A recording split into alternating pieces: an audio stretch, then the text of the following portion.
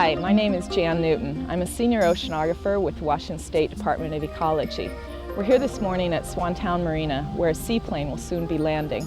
We'll show you that plane and how we use it to monitor the marine waters for Washington State.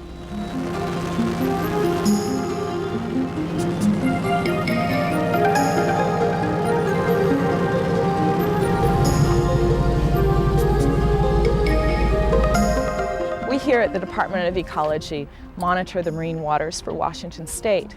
And we do this to see the quality of the water, whether it's healthy for fish and other organisms, or whether there's some indication that humans might be affecting this in ways that are unhealthy. So we need to cover a lot of territory for the marine waters of Washington State, including areas from the Strait of Juan de Fuca, all throughout Central Sound, Hood Canal, Whidbey Basin, down to southern Puget Sound, as well as the estuaries out on the coast, Willapa Bay and Grace Harbor. So that's a lot of territory to cover, and in order to do that effectively and efficiently, we use a seaplane that we rent, and we use this plane to land at various places in those water bodies, where we then lower instruments into the water that record information that we can use to learn something about the water quality.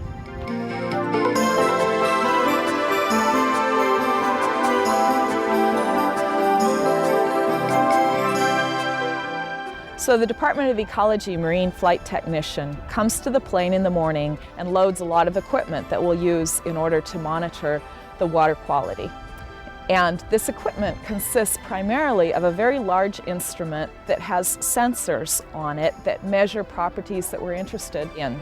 Properties such as the temperature of the seawater, its salinity, how much salt there is, and oxygen concentration, which is a really important variable for us to know because, as you know, animals need oxygen to breathe. That's a fluorometer. So this instrument has various sensors, such as I mentioned, and then it has a lot of water bottles around the edge, and those water bottles can be open or closed at different depths. So the plane will land at a particular place, and the plane has a hole in the bottom, and they'll open that hole and lower the instrument through that hole down into the water.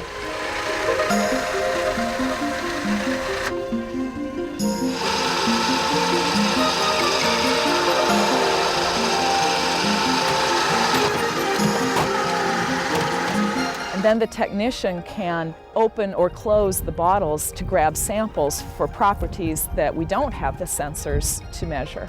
These are properties such as nutrients that algae need in order to grow, but sometimes from human actions there can be too many nutrients in the water, or other properties such as fecal coliform bacteria that can be a contamination and cause us to need to shut down shellfish beds.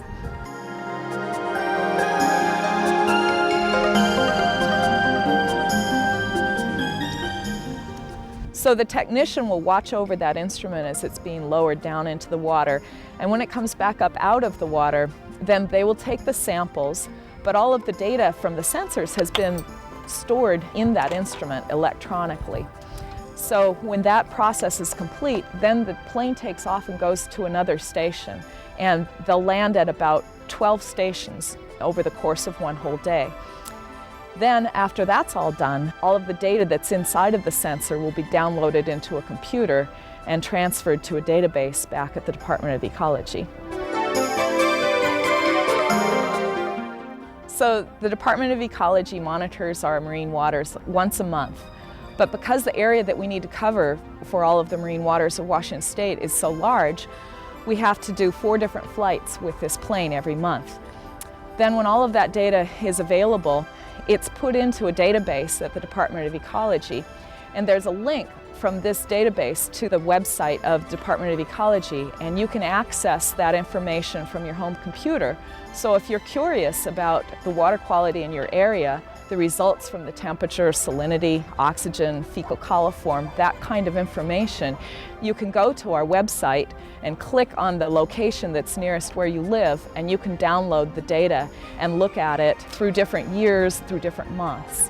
So on behalf of the Department of Ecology, thank you for your interest in learning more about our seaplane monitoring program.